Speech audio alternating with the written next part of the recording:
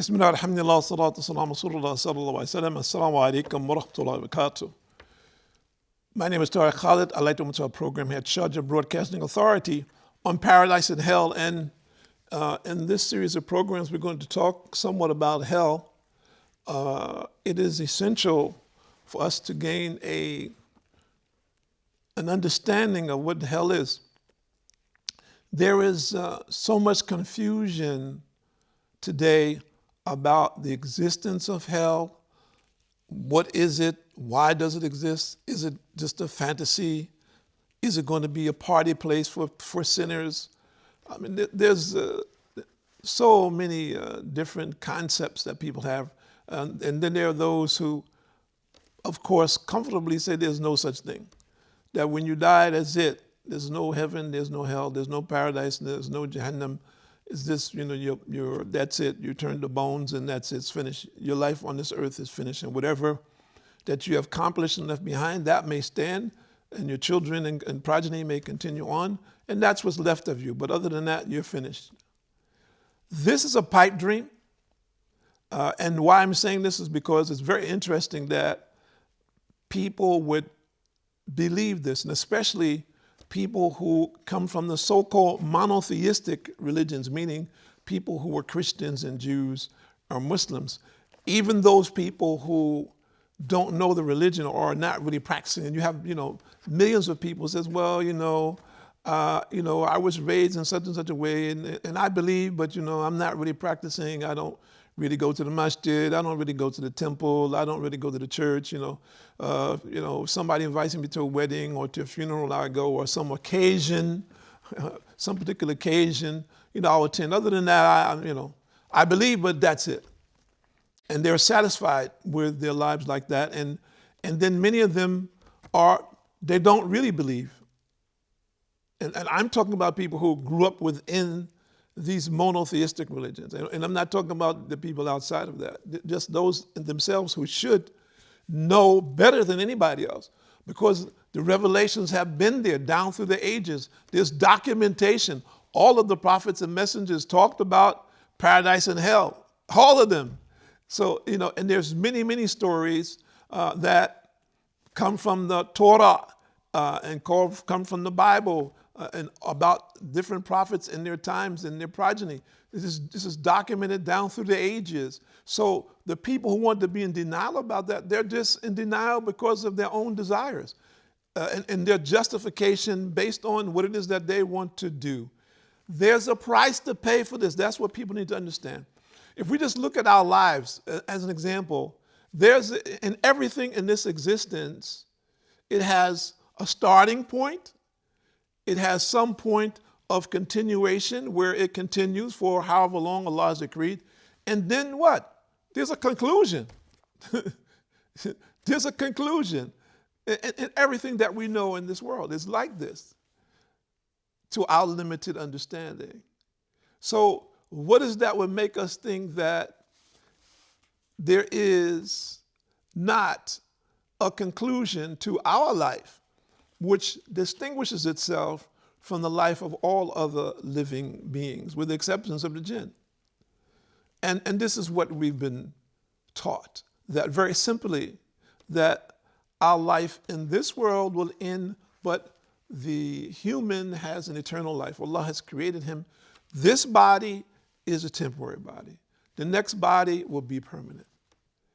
And that body has choices now in relationship to where it is going in the next phase of its existence. That the two are interrelated, they are not separate and apart.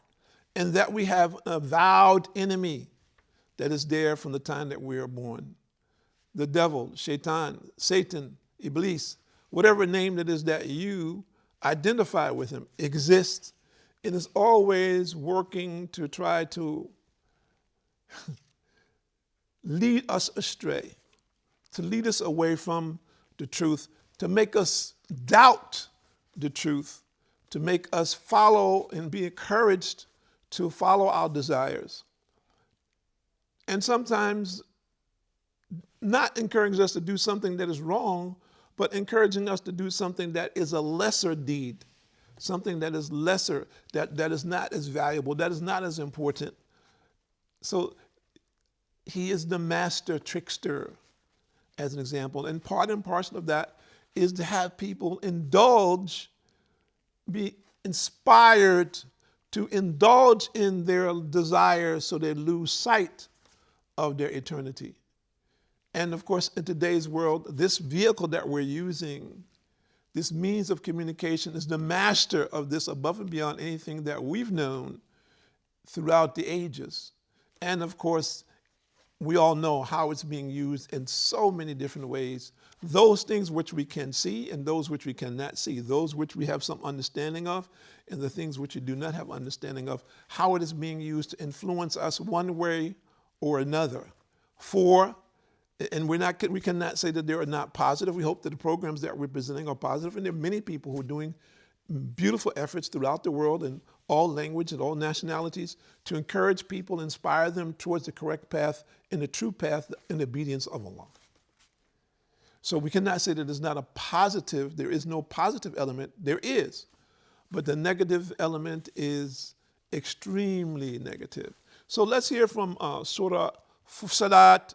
This is Surah number 41, and we'll read from verses 19 to 24, and we'll read something of the tafsir, the explanation about these verses, so we can try to get some understanding. Bismillah ar-Rahman ar-Rahim. And remember the day that the enemies of Allah will be gathered to the fire, then they will be driven till when they reach it, their hearing, meaning their ears and eyes, and their skins will testify against them as to what they used to do.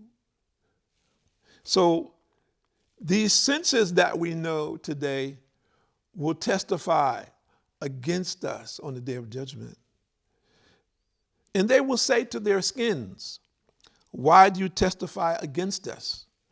They will say, Allah has caused us to speak, as he causes all things to speak.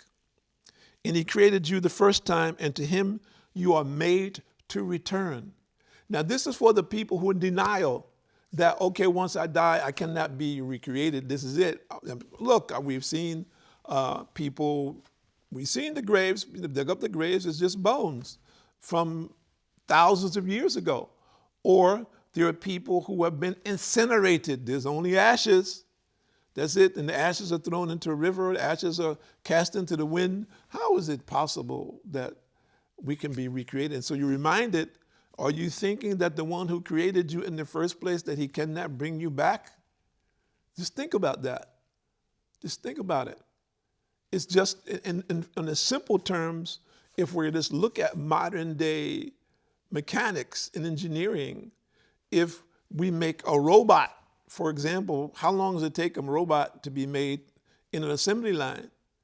And that robot is destroyed. Can we take that robot and repair it? How long will it take to repair it or to make another robot like it? As an example. So simply, if we look at it from those simple terms, Allah created us. It's more than that. It's just Allah's wish. It doesn't have to have an assembly line for the human being. It's just by his wish, kun fayakun, be. And it is just that Allah wills it to be, and it will be. So if we understand that dynamic and we put it in its correct perspective, then that reality for us, it should be a wake-up call. A real wake-up call that, wow, just that simply, my life can be over. What will be my condition? If today, if we are to weigh that, and Allah knows best, and I'm not judging anybody, but I look at it for my own self first and foremost.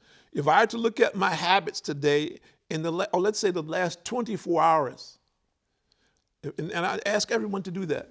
Look at what you've done in the last 24 hours. And subhanAllah, this is for me. This is for me more than anything. It's not this, it's for me more than anything else. And for me to get this reality. If I look at my life in the last 24 hours, what I've done in these last 24 hours, are those the things that would lead me more to the pleasure of Allah, the things that Allah will be pleased with, or lead me more to the things that are displeasing to Allah, which will throw me into hellfire, which we just heard. Your eyes, your skin even will speak. And you have not been hiding yourselves in the world, lest your ears and your eyes and your skins should testify against you. But you thought that Allah knew not much of what you were doing. SubhanAllah. And today, unfortunately, the world has been filled with filth. And for me, it's, to tell you truthfully, it's really alarming. And why I think one of the reasons it's so alarming for me is because I see so much of the evil that's being promoted in English language, number one, and then secondly, in the kind of jargon or speech that we used to use as kids in the street, what we call street language. And what guys would say when they were playing ball with each other like that, but you could never speak like this in public. You could never speak like this to your mama. You might be in a circle of friends or something like that. You would never speak to girls like that. You could never be looked at as a person who came from any decent upbringing if you speak like that. But today this has become accepted, and not just accepted, there are those people among us who feel that to represent themselves, they have to present themselves in this manner, that this is a manly manner, or this is a modern manner, or for lack of a different terminology, this is cool, as an example. And for me, subhanAllah, it's really alarming for me. Because I mean, this is something that I grew up with, this is something that I know very well, even though I may not speak like that or act like that, but I can. But I don't want to. I don't want to go back to that. So I see that as extremely negative, and the promotion of it misleads people, and it takes people into a deep, dark hole that they cannot see. And I've talked to a lot of young people, and in this country, when I first came to this country, I grew up playing basketball, and some young guys came and said, "You play ball?" I was old. I was the guys that I started playing. I said, "Yeah, I used to play, but I don't play anymore." They said, come on, let's go to the park. So I started running with these young guys. All these guys were young enough to be my sons, and some of them be my grandsons, as an example. And then I started to listening to their language. And I said, do you, Time, do you know what you're saying? I said, don't even repeat it, man. You don't even know what you're saying, man. Don't copy the stuff that you hear. Oh, sorry, Sheikh, an example.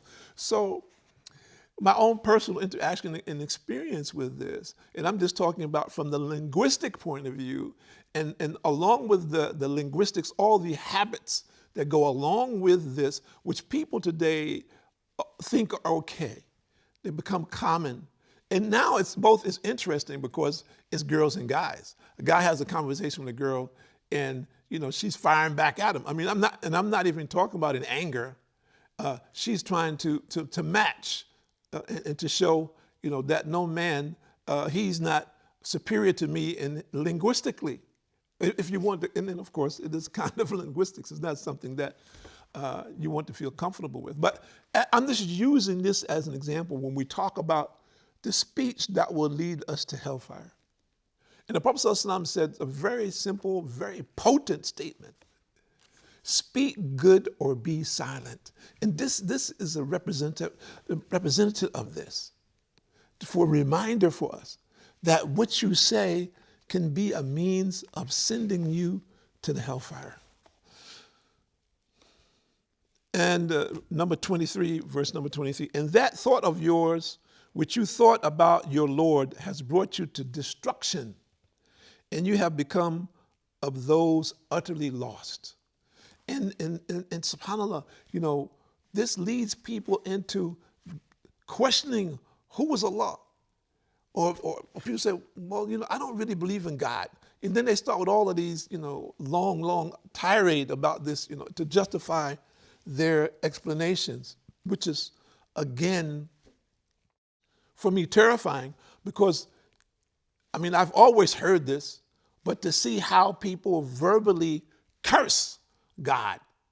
And I can remember when there was a time when people thought that this was, blasphemy. How dare you curse the name of God? How dare you? People would say to a person, who wouldn't, they would take strong offense to someone, and they would distance themselves from someone who cursed God freely just in his speech, as an example.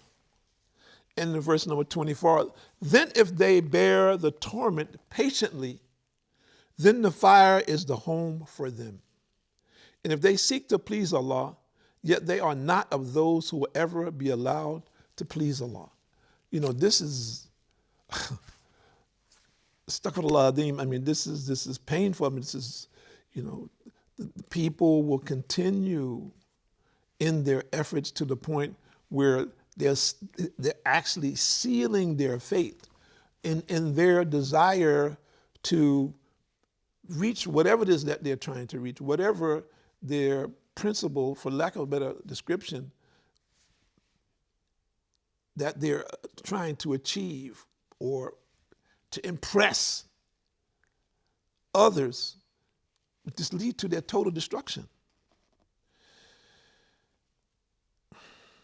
And in this respect, the Tafsir, verse number 19 says, remember the day that the enemies of Allah will be gathered to the fire, then they will be driven, reminds these idolaters of the day when they will be gathered to the fire and they will be driven. The keepers of hell will gather the first of them with the last of them, as Allah says elsewhere, and we shall drive the criminals to hell in a thirsty state. To when they reach it means when they stand at an edge, means all their deeds early and later, not a single letter will be concealed. And will they say to their skins, why do you testify against us? They will blame their limbs and their skins when they testify against them, at which points their limbs will answer. SubhanAllah. And Anas bin Malik reported that the Prophet ﷺ laughed and smiled one day and said, "Will you not ask me why I laughed?" They said, "Oh, Prophet ﷺ, why did you laugh?" And subhanAllah, we have to conclude now, and we'll pick up in the next phase of this next program, and this is what we're talking about, which is frightening. We're talking about the hellfire.